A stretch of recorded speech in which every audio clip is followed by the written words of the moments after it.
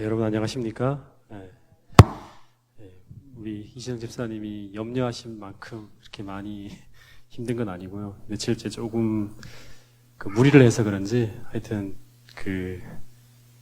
좀 약간 약간 조금 상태가 좀 그런 것 같습니다. 아마 오늘 안식일이니까 하나님께서 또 아픈 사람들, 힘든 사람들한테 이렇게 치료의 은혜를 베풀어 주시니까 제가 내일 설교 안 하면 안 되잖아요, 그죠? 그러니까 하나님께서 특별한 은혜로 제가 내일은 더 강건한 모습으로 설 수 있도록 도와주실 거라고 제가 확신합니다. 자, 오늘은 하여튼 여러분들 보시다시피 수요일 날 거의 밤 12시까지 이중도 선생님이 오셔갖고 이걸 하루 만에 다 끝냈습니다. 그래서 지금 이번 주가 되게 추워진다고 그랬는데 하여튼 다행스럽게도 어린이 성경학교를 마쳐서 이 공사가 잘 진행돼서 샤시 공사가 잘 진행돼갖고 따뜻한 가운데 이제 예배도 드리고 교회 행사도 할 수 있게 되었습니다. 하나하나가 다 하나님의 은혜고 하나님께 감사할 일이 아닌가 하는 생각이 듭니다. 그래서 들어올 때부터 시작해서 이제 2층은 거의 80% 이상의 완벽한 난방에 대한 어떤 월동 준비가 끝난 것 같습니다. 커튼만 쳐지고 하면 이제 교회가 더 아늑한 모습으로 올 겨울을 나지 않을까 하는 생각이 듭니다. 열 손실이 훨씬 적어지겠죠, 그죠? 예, 마찬가지로 우리 교회 안에서 하나님의 은혜와 또 이런 하나님의 나타난 사랑의 온기가 들어올 때 이것이 새나가지 않도록 우리가 영적으로도 그런 월동 준비를 잘 할 수 있는 여러분과 저가 될 수 있기를 간절히 바라겠습니다. 자, 오늘 이제 로마서가 끝나고 이제 빌립보서를 할 텐데요. 가능하면 좀 빠른 속도로 해서 좀 많은 책들을 좀 다뤘으면 좋겠다는 생각이 듭니다.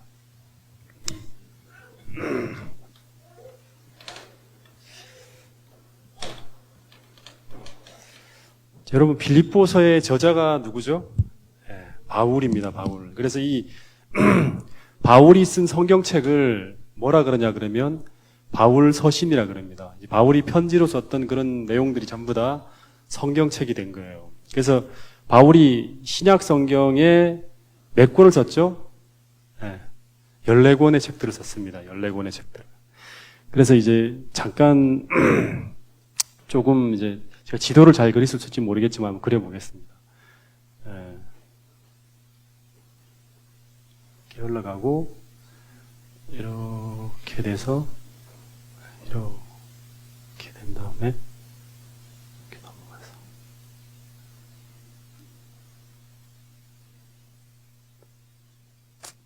이렇게 된다고 합시다. 네. 그러면 좀 지도가 정확하진 않습니다. 하여튼 이게 이제 지중해를 거쳐서 이렇게 돌아가는 모습이고 이게 신약 성경의 어떤 하나의 지리적 배경이 됩니다. 그래서 이 제일 밑에가 어디냐 그러면 예루살렘이에요. 여기가 예루살렘. 그리고 그 위에 동네가 사마리아라 그럽니다. 그죠? 네. 그 다음에 조금 더 위에 올라가면 이제 바울이 회심했던 장소인 다메섹이라는 동네가 나옵니다. 그리고 더 위에가 세계 선교의 어떤 그런 불을 밝혔던 교회 안디옥이 여기 있습니다. 그리고 이쪽 건너가서 이렇게 아시아 쪽으로 더 들어가게 되면 이쪽에 이제 사도 바울이 태어났던 다소라는 동네가 있고, 그 다음에 여기 루스드라 이고데온 하면서 이제 1차 사도행전 14장부터 14장에 등장하는 지역들이 나옵니다. 갈라디아라는 지역입니다. 쭉 지나가서 이 아시아에서 유럽으로 접경되어지는 한 지역이 있는데 여기가 이제 유명한 에베소라는 도시가 여기 있습니다. 그리고 이 위에가 트로이라 그러죠. 드로아라고 성경에 나와 있는 사도 바울이 환상을 봤던 하여튼 동네가 나옵니다. 이걸 넘어가고 이제 유럽으로 들어가는 첫 성, 이 그리스 첫 성이 바로 뭐냐 그러면 빌립보입니다. 빌립보. 오늘 이제 공부할 동네예요. 유럽의 첫 성이 사도행전 16장이 나오죠, 그죠? 그 다음에 이렇게 쭉 들어가는 게 그리스, 고린도, 그리스 지역으로 들어가는데, 이제 이 빌립보에서 조금 더 내려가게 되면 여기가 데살로니가 전후서 나오는, 데살로니가라는 도시가 나오고, 그 다음에 여기 더 내려가면 여기가 더 내려가게 되면 이쪽 끝에쯤 돼서 아테나가 나옵니다. 아덴이라 그러죠, 그죠? 그 다음에 이 끝이 고린도입니다. 고린도. 이쪽이 이제 로마. 이렇게 됩니다. 자, 이 지역들을 좀 이제 우리가 알아야 되는데, 바울이 이제 선교 여행을, 원래 이제 예루살렘에만 있던 이 복음을 들고 나가잖아요. 그죠? 나가는데, 1차, 2차, 3차 선교 여행이 10년 가까이 진행이 됩니다. 근데, 바울 서신의 첫 번째 책이 나온 게 어디냐, 그럼 1차 선교 여행은 이렇게 거쳐서 여기서 끝납니다. 갈라디아 지역을. 이고니온 이렇게 돌아서 끝나요. 근데 이제 2차 선교 여행을 바울이 가면서, 그 2차 선교 여행에서 2차 선교 여행 중에서 이 고린도에서 이제 18개월을 머물러요. 18개월을 머물면서 성경의 바울 서신 중에 제일 첫 번째 책이 나옵니다. 그 책이 무슨 책인지 아세요? 2차 선교 여행이 이제 이렇게 빌립보로 들어가서 데살로니가로 거쳐갖고 이렇게 유럽 쪽으로 이렇게 복음을 전해요. 원래는 에베소로 갈라 했는데 막아요, 하나님께서. 마케도니아에 부르짖음 그래갖고 여기가 마케도니아거든요. 마게도니아의 부르짖음에서 이쪽에 사람들이 와서 우리를 도와달라는 막 환상을 보고 바로 빌립보로 들어가서 그 이 데살로니가를 거쳐하고 이 아테네를 거쳐서 고린도까지 들어갑니다. 여기서 이 고린도에서 18개월을 머물면서 성경의 첫 번째 바울 서신 중에 첫 번째 책이 나옵니다. 그 책이 뭔지 아세요? 이걸 알면 뭐 신학자예요. 무슨 이게 나오는 데살로니가 전후서를 씁니다. 지나왔는데 바울에 의해서 많은 사람들이 복음으로 회심했는데 이 사람들이 전부 다 종말론에 빠져갖고 막 사람들이 막 재림 준비한다면서 아무 일도 안 하고 막 이런 일이 벌어집니다. 그래서 이 종말론에 대한 어떤 그런 그 답을 주기 위해서 이 고린도 교회에서 이 첫 번째 바울 서신 데살로니가 전서가 먼저 쓰여지고 또 후서가 먼저 나중에 나옵니다. 그게 첫 번째 바울 서신 중에 제일 먼저 쓰여진 책이에요. 그래서 종말론에 대한 것들을 좀 이렇게 우리가 연구하고 싶고 그런 문제가 생긴 그러한 교회라 그러면 이 데살로니가 전후서를 다루면 좋습니다. 첫 번째 책이에요. 그게 이제 49년에서 52년도에 쓰여진 거예요. 그 다음에 두 번째 책은 이제 3차 선교여행을 갑니다. 이번에는 바울이 진짜 가고 싶었던 이 에베소로 갑니다. 에베소로 가서 여기서 3년을 머물면서 사역을 하면서 여기서 또 하나의 책이 나옵니다. 그 책이 뭐냐 그러면 여기 있다 보니까 이 고린도 교회 사람들이 막 분쟁이 막 생겨요. 그리고 세속적으로 막 교회가 타락해 가는 걸 봅니다. 그래서 바울이 가지는 못하고 편지를 먼저 써요. 그래서 이 고린도 전서란 책이 먼저 나옵니다. 가기 전에 내가 먼저 너희들한테 이렇게 책망할 것이 있다면서 고린도 전서란 책을 씁니다. 그래서 두 번째 책이 3차 여행 중에서 이제 53년에서 58년쯤에 두 번째 책이 나옵니다. 그 다음에 바울이 그 다음에 또 가요. 이제 어쨌든 문제가 생긴 교회로 가서 이 고린도 교회에서 3개월을 머물러요. 3개월. 3개월을 머물면서 기록한 책, 3차 여행. 그때 책이 뭐냐 그러면 바울이 아직 가지고 있지 않은 로마서와 갈라디아 지방, 이쪽 지방에 이제 이 편지로서 보낸 책, 로마서와 갈라디아서라는 책이 이때 만들어집니다. 3차 여행 중에. 그래서 우리가 지난번에 공부했죠. 그래서 같이 갈라디아서 로마서는 같은 시기에 썼어요. 그래서 먼저는 갈라디아 지방에다가 먼저 이상한 그 다른 교사들로 인한 어떤 그런 문제를 해결하기 위해서 먼저 책을 써서 보내고 그런 다음에 로마에도 똑같은 현상이 벌어진다는 걸 얘기를 듣고 그걸 16장으로 풀어서 쓴 책이 로마서예요. 그래서 이 3차 선교 여행 가운데 제일 마지막에 쓰여진 이 책이 뭐냐 그러면 이 로마서와 갈라디아서입니다. 고린도에서 쓰여진 책. 자, 좀 이해가 되시죠? 지레적으로 보면. 이게 뭔 소리 하는지 모르겠다 하시는 분들 들으세요, 어쨌든. 그런 다음에 이제 바울이 3차 여행을 마치고 이제 에베소를 거쳐 돌아갑니다. 예루살렘으로 돌아가요. 돌아가서 이제 갇히죠. 그래서 이 로마 총독의 옥에 가졌다가 그다음에 그러면서 막 애 먹으면서 결국에는 어디로 가냐 그러면 로마로 옥살이로 갑니다. 가이사에게 앞에 서겠다 그래서 로마의 옥에 갇히는 게 2년 동안 옥살이를 해요. 네. 그래서 이 로마에 2년간 옥살이를 하면서 쓴 4권의 책을 2년 동안 61년에 63년인데요. 이때 쓴 책을 뭐라 그러죠? 로마에 옥에 갇혀가고 쓴 4권의 책을 뭐라 그러죠? 바울 서신 중에서도 뭐라 그러죠? 옥중서신이라 그럽니다. 옥중서신. 이 옥중서신 4권의 책이 뭡니까? 이제 에오노서에 에빌골빌 그럽니다. 에빌골빌. 에베소서, 빌립보서, 골로새서, 그다음 또 빌은 뭡니까? 또 빌은 뭐죠? 빌레몬서. 이 4권의 책이 옥중서신이라고. 그래서 이 4권의 책 중에서도 제일 먼저 쓰여진 책을 골로새서라 그럽니다. 이 골로새서는 그 기독론의 이단 문제, 다시 말하면 그리스도가 피조물인가 그러니까 피조물이가 진짜 하나님인가 신성 문제를 막 다루는 그런 논쟁이 많이 있어갖고 기독론에 대한 교리서가 골로새서입니다. 골로새서. 기독이라는 건 그리스도거든요. 예.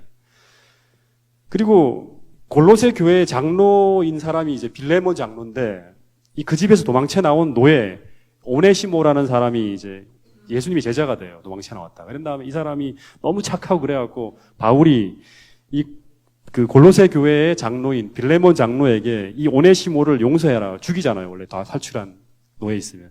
용서해 주기를 탄원하면서 개인적인 내용을 쓴 책이 편지서가 갑자기 그 성경이 된 책이 뭐냐 그럼 빌레몬서입니다. 그래서 이 빌레몬서 같은 경우는 그렇게 어렵지가 않아요. 한 장으로 돼 있고.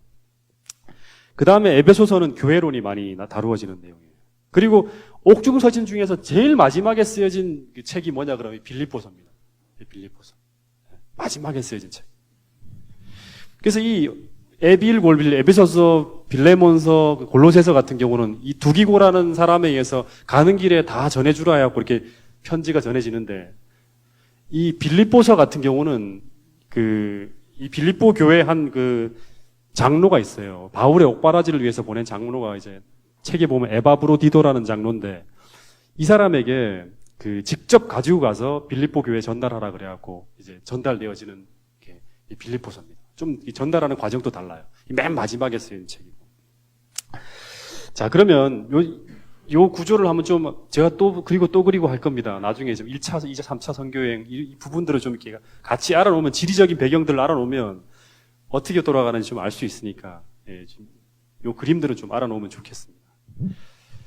자, 이 빌립보 교회는 어떤 교회일까요? 먼저 그래서 이 바울 서신이라든가 일반 서신을 잘 알려 그러면 사도행전이란 역사서를 꼭 잘 공부를 해야 돼요. 왜냐 그러면 사도행전은 복음서에서 이 바울 서신이라든가 이런 일반 서신으로 넘어가는 브릿지 역할을 하는 거예요. 그래서 그 시대적인 배경을 잘 설명해 주는 내용들이 이 사도행전이에요. 사도행전을 모르면 이 내용이 도대체 어느 배경인지 잘 몰라요. 네. 여러분 이 빌립보 교회가 어떻게 탄생되어지죠? 혹시 아세요? 그 교회의 첫 번째 교인이 누구죠? 네? 네?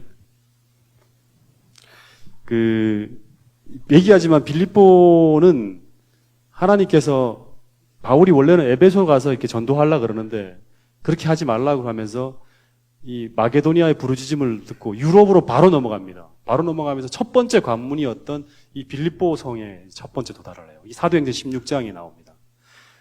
그래서 이 바울이 안식일 날 기도처가 있는가 하고 이렇게 보니까 전부 다 회당이 없어요. 그래갖고 어디로 갑니까?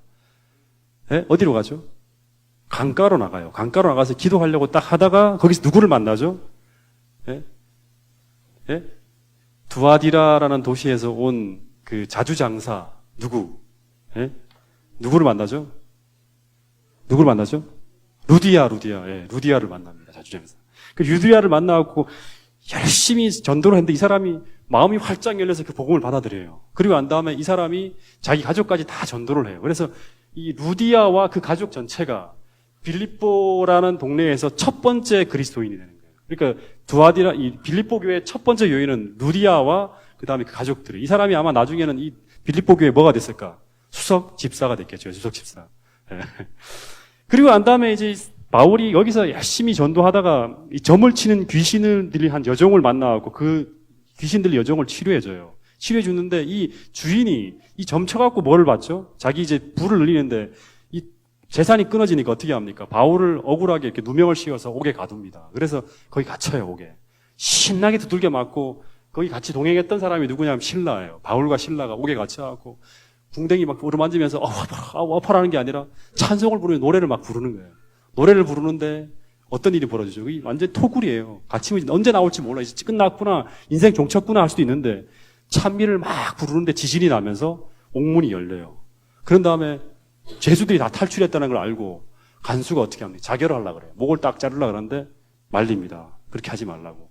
우리는 달아나지 않았다. 여기 있을 거라. 그러면서 이 간수가 그때 너무너무 이 사람들이 위대한 사람이라는 걸 알고 두려워 떨면서 뭐라 그러죠? 어떻게 하면 내가 구원을 얻게 됩니까? 하고 물어요. 그러면서 그 유명한 성경절, 사도행전 16장 30절 31절 뭐라 그러죠? 바울이 대답이 주 예수를 믿으라. 그리하면 너와 내 집이 구원을 얻으리라. 이 얘기가 빌립보성 전도를 통해 나온 유명한 성경절이에요. 사도행전 16장 30절 31절. 예. 어떻게 하면 우리가 구원을 얻습니까? 이 사람이 너무나 위대한 것처럼 보여서 간수가 엎드리면서 얘기를 하는. 그랬더니 내가 위대한 게 아니라 누구를 믿어라? 주 예수를 믿어라. 그리하면 너와 너의 가족이 구원을 얻게 한다. 그러면서 집으로 돌아가서 성경을 가르쳐갖고 이 간수의 모든 가족이 다 구원을 받게 됩니다. 그래서 두 번째 교인들이 탄생하죠. 이 간수와 간수의 가족. 그러니까 첫 번째 빌립보성의 첫 번째 교인은 루디아와 그의 가족들 자주장사. 그리고 또 한 가족은 간수와 그의 온 가족이 아마 첫 번째 교인이 되는 거예요. 그래서 아마 김기홍 교수님은 말씀하시기를 이 에바브로디도라는 사람이 많이 나와요. 빌립보 교회. 옥바라지도 하고 막 바울이 힘들다 그러면 로마까지 쫓아가서 막 그 뒷바라지 다 해줘요. 이 에바브로디도가 누구일 것 같아? 이 간수일 것 같아 하는 거예요. 간수. 빌립보.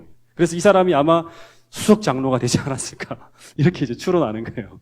어쨌든 이 두 사람의 동력으로 이제 나중에 공부하겠지만 빌립보 교회는 이 지역 일대의 최고의 교회가 됩니다. 바울의 기쁨과 바울에게 있어서는 완전히 진짜 이 비나 전혀 문제가 없는 가장 아름다운 교회로 이제 커가는 걸 볼 수 있어요. 그 얘기가 오늘 이제 좀 다룰 겁니다. 자, 그래서 이런 인연 때문인지 모르지만 이 빌립보 교회는 바울이 로마 감옥에 갇히게 될 때 바울을 아주 특별히 사랑해요. 그래서 이 옥중에 있을 때 그 쓸 것을 공급하며 옥바라지를 지극정성으로 했다는 기록이 많이 나옵니다. 그래서 이 빌립보서는요, 제가 빨리 나갈 수밖에 없는 게 뭐냐 그러면 이 다른 골로새서라든가 에베소서보다 그 두 책은 교리서예요. 교리에 대한 내용들이 많이 나와요. 그래서 좀 파고 들어야 돼요. 근데 빌립보서는 아주 실천적이고 간증적인 내용이 많아요. 그러니까 어렵지가 않아요. 읽으면 다 끝나는 거예요. 그래서 로마서를 하도 힘들게 좀 오랫동안 공부했기 때문에 가볍게 다룰 수가 있는 내용이 빌립보서입니다. 자, 그럼 이제 이런 배경을 가지고 본문으로 한번 들어가 보겠습니다. 빌립보서 1장 1절. 오늘 한 장을 다 끝낼 작정을 하고 준비를 해왔는데 한번 될지 모르겠습니다. 빌립보서 1장 1절 같이 읽어보겠습니다. 시작. 그리스도 예수의 종. 자, 여기 그리스도 예수의 종이란 말을 좀 한번 생각해 보는데 혹시 이제 눈여겨 좀 봤다 그러면 다른 책하고 달라요. 원래 자기를 소개하거든요. 이 저자가 누구인지를 소개하는데 이 소개하는 내용이 빌립보서는 로마서라든가 그다음에 고린도서라든가 갈라디아서나 에베소서하고 달라요. 첫 시작이 자기를 소개하는 게. 어떻게 다를까요? 여기는 그리스도 예수의 종이라고 아주 간단하게 표현했는데 다른 책은 좀 길어요. 로마서 같은 경우를 보면 하나님의 뜻대로 내가 사도로 부름을 받아 사도로 택정함을 받은 나 바울은 하고 자기 수식어를 굉장히 길게 합니다. 내가 하나님의 뜻에 의해서 사도 바울이 됐고 하나님의 택정함을 받은 사람이다라고 얘기하는데 여기는 그냥 예수 그리스도의 종이라 그럽니다. 왜 이렇게 차이가 날까요? 왜 차이가 날까요? 네? 다른 교회는요, 사도 바울이 사도가 되려고 그러면 어떻게 돼야 되죠? 조건이 있어요. 어떤 조건이 필요하죠? 첫 번째, 사도행전 1장에 보면 첫 번째, 예수님과 함께 먹고 자고 그분을 이렇게 항상 함께 동거했어야 돼요. 살아계실 때. 두 번째는 그분의 부활을 확인한 사람이어야 돼요. 이런 조건이 사도 바울이 됩니까? 안 되잖아요. 그러니까 사도 바울은 사역이 끝날 때까지 끝없이 논쟁이 된 게 바로 뭐냐 그러면 네가 자칭 사도지 너는 사도가 아니다. 그래서 네 가르침을 우리가 받을 수 없다는 게 끝없이 모든 교회마다 논쟁이었어요. 갈라디아서도 마찬가지고 그 다음에 가장 심했던 곳이 고린도예요. 그래서 이 고린도 후서는 자기 사도직에 대한 변명, 내 사도가 어떻게 되니까 설득하기 위한 그 변증서가 고린도 후서 전체 내용을 다 다뤄요. 내가 어떻게 됐고 어떻게 경험했고 어떻게 예수님 만났고 내가 어떤 경험을 했고 하는 것들을 자세하게 적어놓은 게 고린도 후서예요. 그래서 다른 데에서는 내가 하나님의 뜻에 의해서 사도로 택정을 받았다 이런 수식어들이 들어가는데 여기는 안 들어가. 왜 안 들어가죠? 그럴 필요가 없기 때문에 그런 거예요.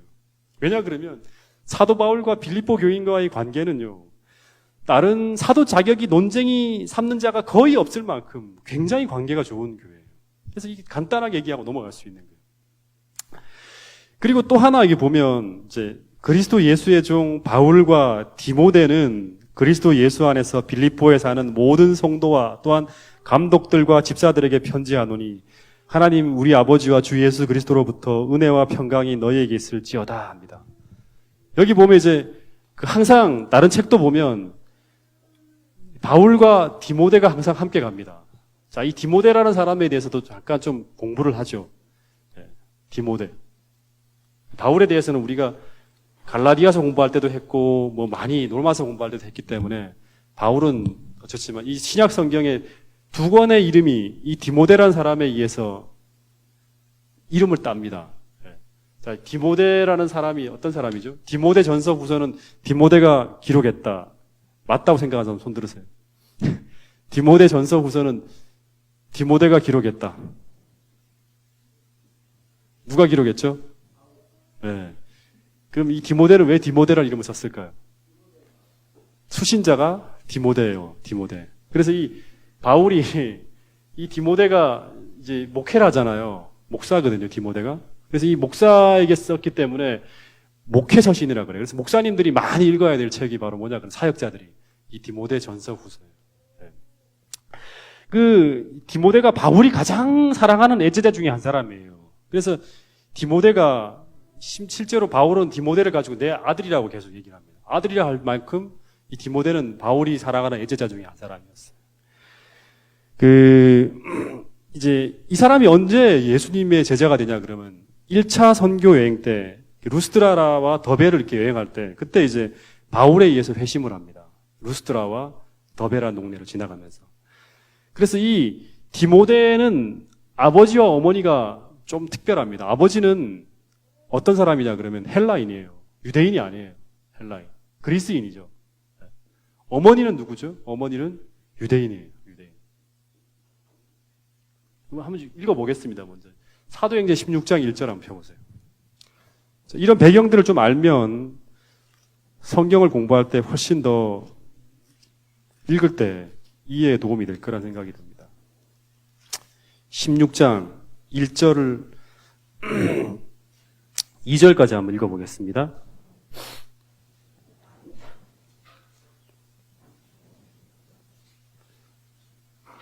자, 시작. 바울이 더베와 루스드라에도 이름에 거기 디모데라 하는 제자가 있으니 그 어머니는 믿는 유대 여자요 아버지는 헬라인이라.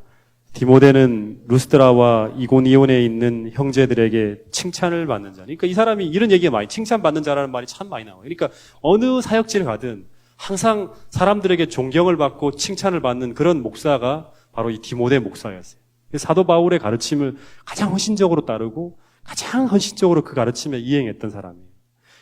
그 아버지가 헬라인이고 유대인이 어머니가 유대인이니까 이 유대인들한테는 조금 접근하기 쉽지 않았겠죠. 그죠? 왜냐 그러면 네가 유대인이 아니니까. 그래서 이 바울이 디모데에게 여기서 보면 이제 할례를 받게 합니다. 그 유대인들이 되는 의식으로. 원래 필요가 없지만 이 사람이 해야 될 일들이 너무나 많기 때문에 어떻게 보면 이 공감대를 형성하고 전도를 위해서 할례를 받게 해요. 디모데에게. 이 내용 아시죠? 그 다음에 내용들이 그런 내용이에요. 그리고 어머니가 유태인인데 이 어머니의 이름을 아는 사람이 있습니까? 어머니의 이름. 거기 나오지 않죠. 디모데전서 1장 5절에 보면 이 어머니의 이름이 뭐냐 그러면 유니게라고 해요. 유니게. 디모데후서 1장 5절에 보면. 자, 이거 나중에 성경 우리 퀴즈 대회 하면 참 좋겠습니다. 이런 거 가지고 한번 이 빌립보서 짧으니까 금방 끝마치고 난 다음에 시험 한번 치면 얼마나 좋은 평가가 나올지 모르겠습니다. 그래서 이 디모데는 어머니가 유태인이기 때문에 어릴 때부터 성경을 많이 공부했을까요? 네. 성경을 많이 공부했을까요? 성경 속에서 어릴 때부터 자랐을까요? 그 내용이 어디 나오죠? 우리가 성경 가르칠 때마다 늘 공부하는 거. 디모데전서 3장 15절에 보면 무슨 말이 나오냐 그러면 또 내가 어려서부터 성경을 알았나니. 너는 디모데예요. 네가 어려서부터 성경을 알았나니. 성경은 능히 너로 하여금 그리스도 예수 안에 있는 믿음으로 말미암아 구원에 이르는 지혜가 있게 하느니라 하는 거예요. 그러면서 모든 성경은 하나님의 감동으로 된 것으로 교훈과 책망과 바르게 함과 의로 교육하기 유익하니. 누가 이렇게 교육받았기 때문에 디모데가 어려서부터 성경을 통해서 정말 하나님의 감동으로 교훈받고 책망받고 바르게 함과 의로 교육하기에 유익할 만큼 너의 삶에서 그런 증거가 나타났다는 거예요. 이 이야기가 원래 디모데에게 쓴 얘기예요. 근데 이걸 우리가 성경 가르칠 때마다 하나님의 감동으로 된 것이라고 늘 전하는 거죠. 그래서 이런 신실한 어머니 유니게 밑에서 정말 의로 교육을 받아서 성경을 통해 교육받은 아주 훌륭한 준비된 청년이 바로 누구냐 그러면 디모데예요. 디모데의 아버지가 헬라인이기 때문에 바울처럼 똑같죠. 바울도 고향이 어디입니까? 다소라는 그 헬라 지방에서 그리스 지역에서 태어나요. 그래서 헬라어도 유창하고 그 다음에 뭐도 가말리엘 문화에서 유대 문화에도 익숙한 두 개의 문화가 공존하는 사람이에요. 예.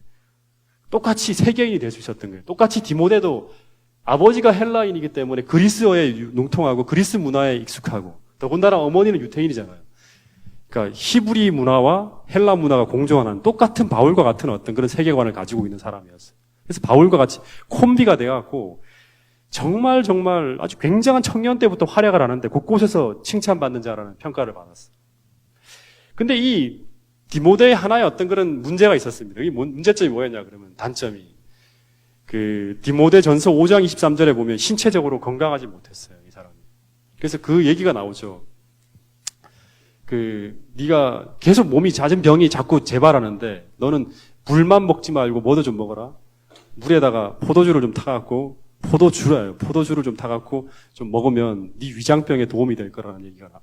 그래서 이 바울과 함께 사역을 하면서 계속 너무 헌신하다 보니까 몸이 점점 더 쇠약해져갖고 병들어가갖고 많은 어려움을 겪었다는 내용이 나와요. 그래서 이 바울과 함께 3차 선교 여행까지 계속 동력을 해요. 그러다가 히브리 13장 23절에 보면 감옥에 갇히는 이야기가 나와요. 무슨 일인지 모르지만 투옥도 돼요. 복음을 전하다가. 그래서 이 바울과 함께 이 옥바라지에 계속 같이 이제 옥중에 있을 때 거의 바울의 어떤 그런 메신저가 돼갖고 바울이 입으로 얘기하면 디모데는 그 이야기를 듣고 그 교회 가서 전달하고 사역을 하는 어떤 그런 일들을 계속 바울의 사자로서 계속 활동을 하는 이야기가 나오고요. 그리고 성경에는 없지만 역사가 유세비우스라는 사람의 기록에 보면 이 바울이 에베소의 첫 감독, 목사였어요. 그러다가 에베소 교회에서 사역을 하다가 그 사람들의 에베소 동네 사람들에 의해서 결국에는 순교했다는 기록이 이제 그 성경에 나와 있지만 기록으로 나옵니다. 어쨌든 이 디모데는 바울과 함께 뗄래야 뗄 수 없을 만큼 긴밀하게 사역을 했던 한 사람입니다. 자, 다시 한번 이제 빌립보서 3절 들어가 보겠습니다. 1장 3절. 이제 인사말이 끝났고 이제 이 바울이 하고 싶은 얘기들을 합니다. 3절부터 5절. 시작. 내가 너희를 생각할 때마다 나의 하나님께 감사하며 간구할 때마다 너희 무리를 위하여 기쁨으로 항상 간구함은 내가 첫날부터 이제까지 복음을 위한 일에 참여하고 있기 때문이라. 참내 이 문장을 좀 잘 생각해 보세요. 여기 보면 바울은 빌립보 교인들을 생각할 때마다 하나님께 감사합니다. 빌립보 교회 생각하면 감사합니다. 그 다음에 빌립보 교인들을 놓고 교회를 놓고 기도할 때마다 항상 어떻게 기쁨으로 간구하게 된다. 너무 기뻐.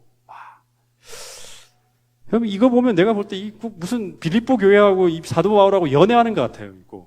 그죠? 그런 느낌이 들지 않습니까? 네? 보통 깊은 사랑으로 맺은 사이가 아니에요. 네. 이 빌립보라는 교회하고 바울하고. 여러분, 빌립보 신자들을 기억할 때마다 하나님께 감사하고 한다고 하는데 이 감사의 내용이 뭘까요? 뭘 가지고 감사할까요? 사역자가. 그 교회 교인들을 놓고 이렇게 생각할 때마다 내 동작중앙교회를 생각할 때마다 하나님께 감사. 하나님께 감사. 뭘 가지고 감사할까요? 뭐 때문에? 예, 교인들이 어때서? 나를 너무 좋아해서? 예? 예? 뭐 때문에 감사할까요? 여러분, 사역자가 가장 교회와 성도를 위해 기도할 때마다 가장 크게 기뻐하고 가장 감사하는 것이 있다면 뭘까요? 하나예요, 하나.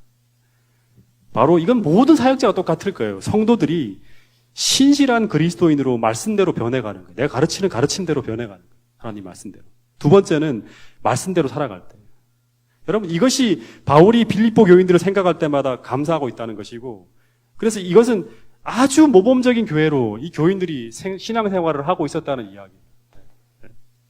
여러분, 저도 마찬가지예요. 성도들이 말씀대로 진실하게 살려 하고 있고 그렇게 살아가고 있다는 이야기를 방문하며 들을 때 가장 행복하고 가장 기쁘고 가장 큰 보람을 느껴요. 야, 진짜 목회하길 잘했다 이런 생각이 드는 거예요. 여기 이제 본인이 직접 있어서 좀 말씀드리기 좀 그런데 우리 박훈환 권사님 이제 진리를 배우신 지 얼마 되지 않는 상황이에요. 그죠? 이제 교회 나온 지는 한 10달 좀 채 안 되시는데 제가 이렇게 성경 가르치고 이렇게 할 때마다 진짜 초신자신데도 불구하고 우리 교회는 처음 이제 나오신 지 얼마 안 됐잖아요. 근데 이분이 이제 본동교회에서 이렇게 같이 사람들과 그쪽 교회 아직 다니고 계실 때 그때 다른 사람들과의 불편함을 감수하고서라도 회식 자리에서 음식물을 철저히 정리하시고 그 다음에 하여튼 뭐 이렇게 먹는 자리에서 그런 것들이 있을 때마다 배운 대로 사시려고 굉장히 애쓴다는 이야기를 제가 들었어요. 그리고 안식일을 솔직히 지금까지 보면 우리 권사님이 거의 빠진 날이 없을 만큼 안식일을 철저히 지키시고 심지어 지난번에 이제 교회 나오지 못하는 상황에서도 병상에서도 방송으로 들으시면서 안식일에 대한 어떤 그런 가르침대로 사시려고 한다는 그런 이야기를 들을 때 솔직히 정말 제 마음에 얼마나 큰 기쁨이 이었는지 몰라요. 여러분, 물론 이제 우리 교회 여러분들이 이제 그런 어떤 말씀대로, 그대로 배운 대로, 성경에 나온 그대로 살아간다는 이야기를 많이 듣게 되는데, 여러분, 이게 사역자가 느끼는 기쁨 중에 최고 큰 기쁨은 바로 그거예요. 성도들이 향상하고 있고 계속 진리를 향해 전진하고 있다는 이야기를 들을 때. 그러니까 빌립보 교회는 바울의 그 가르침을 진짜 그대로 따라서 성경 말씀대로 살아가는 그런 교인들이었다는 얘기를 우리가 들을 수 있는 거예요. 그리고 이들을 위해 간구할 때마다 기쁨으로 간구했다 그럽니다. 기도할 때마다 빌립보 교인들 하나하나 놓을 때마다 기쁨으로 간구했다. 이거 참 제가 많이 생각을 했어요. 여러분, 보통 우리가 교회를 놓고 기도할 때 사역자는 성도들의 문제와 어떤 죄와 교회의 흔들림과 연약함과 분열로 인해서 고뇌하며 기도하는 것이 많은 사역자들의 기도예요. 어떤 교회를 놓고 기도할 때마다 고뇌해요. 하나님대로 이렇게 성도들의 어떤 그런 형편을 놓고 기도할 때마다. 근데 바울은 빌립보 교회의 교인들과 교회를 놓고 기도할 때마다 어떻게 기도했다? 기쁨이 막 이랬대. 그 교회 교인들. 여러분, 이거는 제가 볼 때요, 빌립보 성도들의 품성과 그 교회의 모습에 대한 최고의 찬사예요. 최고의 찬사. 네. 여러분, 실제 여러분 고린도 제 전서 읽어보세요. 그 다음에 갈라디아서를 보면 그 교회들 이런 찬사가 전혀 나오지가 않아요. 한번 읽어보. 1장부터 4장까지 내용에 전부 다 너희들 때문에 내가 근심하고 있다. 분쟁이 있다는 소식을 듣는다. 계속 이런 얘기들이. 실제로 고린도전서 3장 1절 3절의 내용을 보면 형제들아 내가 신령한 자들을 대함과 같이 너희에게 말할 수 없다. 너희들이 육신에 속한 자들이기 때문이다. 이런 얘기를 해요. 신령하게 얘기할 수 없다는 거예요. 그리고 보면 너희들 가운데 시기와 분쟁이 있으니 3장 3절. 그 다음에 갈라디아서 1장 6절에 보면 갈라디아 교회에 보내는 얘기예요. 그리스도의 은혜로 너희를 부르시는 일을 이같이 너희들이 속히 떠나 다른 복음을 쫓는 것을 내가 이상히 여기노라. 교회가 다른 복음을 쫓아가는 거예요. 굉장히 고통스러운 거예요. 갈라디아서 4장 19절. 내가 이제라도 너희와 함께 있어서 내 음성을 변하려 하면, 내 음성을 변한다는 것은 목소리를 높인다는 거예요. 화가 난다는 거예요. 너희를 대하여 의심이 있음이라. 이런 얘기들이 갈라디아 교회, 고린도 교회의 이야기였어요. 근데 이 빌립보 교회를 향해서는 생각할 때마다 감사가 나오고 기도할 때마다 기쁨이 넘치는 교회였다는 거예요. 여러분, 이 동작중앙교회도 이 빌립보 교회처럼 예수님이 생각할 때마다, 이 교회를 생각할 때마다 하나님께 감사하게 되고 예수님께서 이 교회를 향해 간구할 때마다 기쁨이 넘치는 그런 아름다운 교회의 모습으로 변할 수 있게 되기를 간절히 바라겠습니다. 지금이 그런 교회인가요? 자, 6절부터 11절 한번 또 보겠습니다. 읽어보겠습니다. 빌립보서 1장 6절부터 11절까지 읽어보겠습니다. 시작.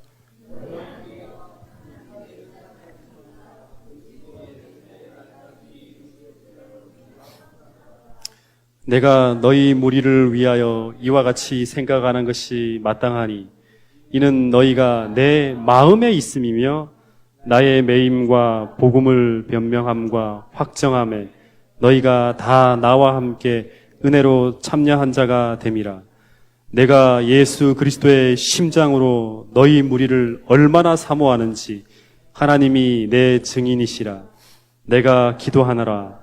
너희 사랑과 지식을 모든 총명으로 점점 더 풍성하게 하사 너희로 지극히 선한 것을 분별하며 또 진실하여 허물 없이 그리스도의 날까지 이르고 예수 그리스도로 말미암아 의의 열매가 가득하여 하나님의 영광과 찬송이 되리라. 여기 보면 바울은 너희 안에 빌립보 교회 안에서 착한 일을 시작하십니다. 예수님 성령이 그리스도 예수의 날까지 착한 일을 완성시킬 것을 바울이 확신합니다.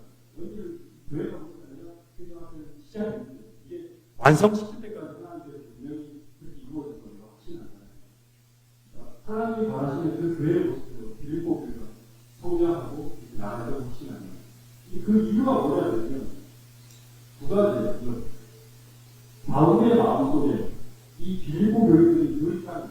바울의 늘 빌립보 교회들이 마음속에 있어요. 그리고 바울이 그들을 위해 기도가 그치지 않고 있다는 사실을 두 가지. 그래서 이 심지어 빌립보 교회들의 마음에 있다는 것은 무슨 말이냐면 여기 보면 바울은 빌립보 교회들을 어떻게 사랑하고 있다는 거예요. 어떻게 사랑하고 있다는 거예요. 어떻게 사랑하고 있다는 거예요.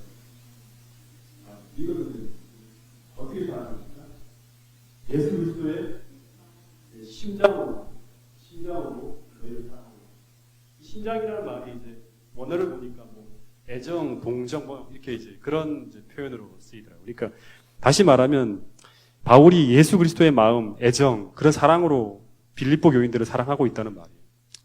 그러니까 이런 사랑과 애정이 이 바울로부터 성도들에게 쏟아 부어질 때, 그래서 그 성도들을 향해서 바울이 이런 진실한 기도를 할 수가 있게 될 때, 그 기도의 헌신을 통해서 빌립보 교인들이 이런 영적 성장을 하고 있다는 얘기를 하고 있는 거예요. 그러니까 어떻게 보면 이 이야기는 저나 장로님들이나 이 교회 지도자들에 대한 어떤 그 권면이라고 할 수 있겠죠, 그렇죠? 그래서 저는 생각해 보는 거예요.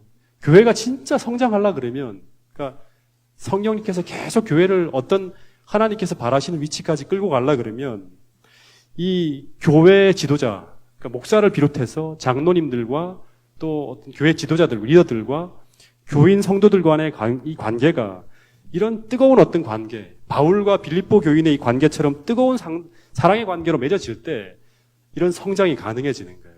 이들이 항상 그 마음에 있고 그들을 위해 간구하고 소그룹 리더들이라든가 뭐 안교장이나 선교회장이나 그다음에 수석 집사님이나 모든 어떤 교회 리더들이 다 이 교회 성도들 한 분 한 분을 향해서 이 예수 그리스도의 심장으로 사모하고 사랑하는 이런 뜨거운 애정의 관계가 있을 때 늘 그들을 위해서 기도하고 그들의 어떤 고민을 위해서 함께 기도하는 이런 기도의 헌신이 주고받거니 할 때 그럴 때 이런 성장이 이루어진다는 걸 우리가 볼 수 있는 내용들이에요.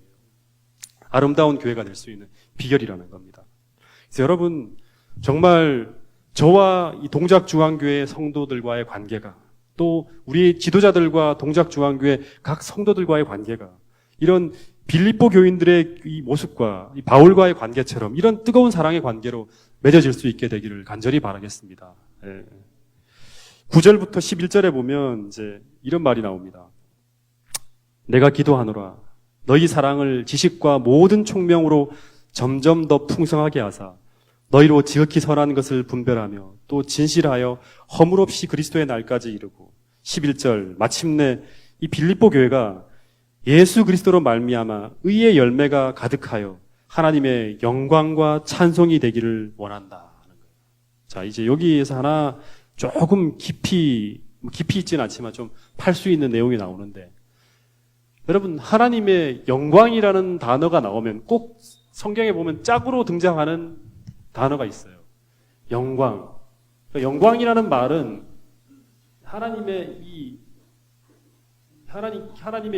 위대하심과 이런 것들이 확 드러나는 거죠. 그죠? 하나님을. 그리고 이 찬송이라는 말은 영광의 하나의 이 결과물이라고 할 수 있어요.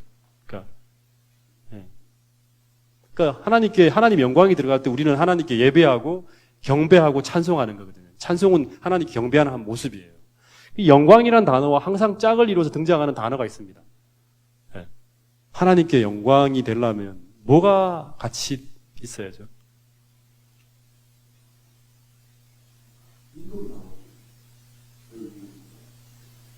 영광과 항상 짝으로 등장하는 단어. 찬송은 이게 네?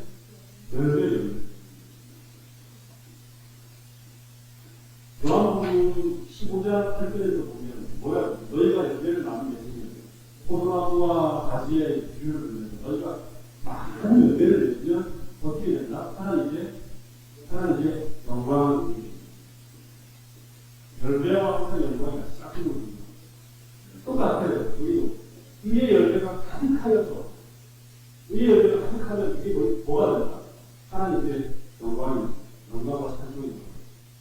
이 교회가 동작중앙교회인 빌립보 교회는 여기 보면 그 과정이 뭐냐면 우리가 어떤 사도가 계속 기도하고 있어요. 너희 사랑과 지식과 존경과 장정과 풍성하게 되서 너희들이 선한 것을 분별하고 진실하고 너희들이 한 진실하고 허물이 없이 그리스도의 날까지 이르게 되는데 예수 그리스도가 아니라 우리의 열매가 가득 있게 되고 그 결과 하나님의 영광과 찬송이 너희들이 되게 됩니다. 오늘 이경우 집사님이 하나님의 영광과 찬송이 되는 우리 한 개인이 하나님의 영광과 찬송이 되는 그렇게 되면 우리 삶 속에 뭐가 부족해요? 위의 열매가 여러분 이 위의 열매는 뭐예요? 위의 열매는 뭡니까? 성령의 열매는 뭐예요? 성령의 열매는 한마디로 말하면 뭐예요? 그리스도의 성성이에요. 그래서 마태복음 5장인가요? 너희를 빛과 소금이 안 나오는데 뭐가 그렇죠? 이와 같이 너희의 착한 행실을 보고 하나님께 영광을 보이냐 착한 행실, 풍성, 의의 열매, 성령의 열매. 그러니까 빌립보 교회의 성도들의 삶 속에 한 사람 한 사람의 삶 속에 하나님의 성성의 모습이 재현되었다. 이 그리스도로 말미암아 예수 그리스도로 말미암아. 그럼 이 교회도 정말 하나님께는 영광과 찬송이 될 수 있는 그런 아름다운 의의 열매가 가득한 그런 동작중앙교회가 될 수 있게 되기를 간절히 바라겠습니다. 이거를 위해서 먼저는 우리가 사역자들이 사도 바울처럼 계속 기도를 해야 되고 시험에 빠진 성도들, 연약한 성도들 또는 이게 아직까지 믿음의 어떤 그런 확신이 없는 사람들을 위해서 늘 기도하면서 그를 양육하고 돌봐요. 예수 그리스도의 심정을 가지고 저뿐 아니라 모든 교회 지도자들이 앞서 믿는 사람, 믿음의 선배 한 사람 한 사람들이 기도하며 돌보게 될 때 이런 아름다운 관계가 다 맺어질 때 시작하신 이가 완성할 수 있는 그 길이 계속 열리게 되는 거예요. 네. 20분인데요. 생각보다 더디네요. 하나만 더 하고 넘어가겠습니다. 12절부터 14절. 지금 약이 없는